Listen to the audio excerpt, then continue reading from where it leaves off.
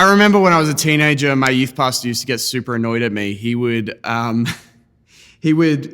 after I led something, he would tell me to go away and think about the things that I could improve on. And he would come to the meeting with a list of things that I could improve on. And he would ask the question, so what do you need to improve? And I would then go about listing all the things that I thought I needed to improve in preaching or leading and whatever. And he would notice that I would hit every single thing on the list, plus a couple extras. And he found it frustrating because he couldn't really say anything more to improve because I had added 4 things on the end. And so he would get really frustrated until he realized that he was asking the wrong question. And so one day I meet with him and he goes, list the things that you think you need to improve in for these things. I list them and he goes, okay, so what are you going to do about it? And that stumped me because I'm really great at knowing what my shortcomings are, but I am terrible about doing anything about them.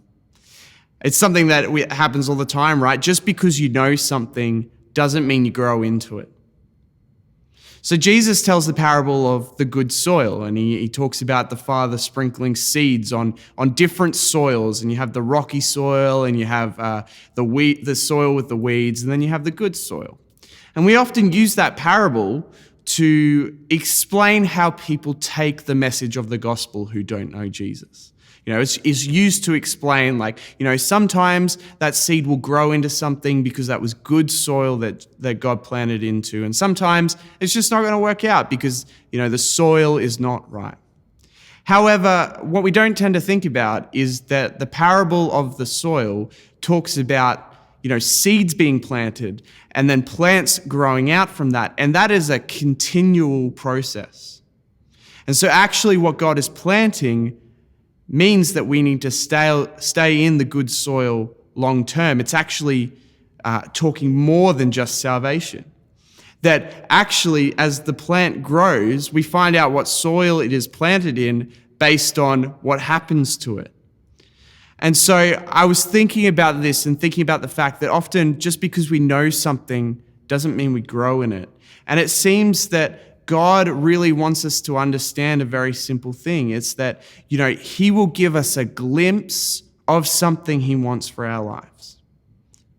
But then it is our job to be the good soil that allows it to spring up and grow from within us. When we said yes to Jesus, we become new creations. The old is dead. But it is our job to continually be in a space that allows him to grow the things in our lives that he wants to as he brings us closer to knowing him, as we grow in relationship with him. And so continually, we need to keep that good soil. And so knowledge is awesome. You can't grow in something if you don't know it. But if it never actually grows, it literally means nothing. Because anyone can plant a seed of knowledge, but if it doesn't grow, it doesn't grow. And so I guess what I encourage you to do is what has God given you a glimpse of recently? For me, like a month ago, he gave me a glimpse of what it would be like to pray for people for healing. But it's my job to work with him, to be in relationship, to allow that to be the common and natural place of my life, not just a glimpse of something. And so what has God given you a glimpse at?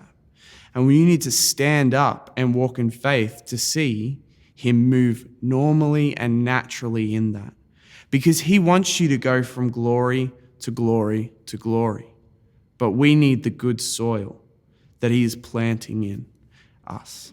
Hey, thanks for watching that video. Make sure you like and subscribe and hit the bell icon so you know when our next video comes out. Have an awesome week.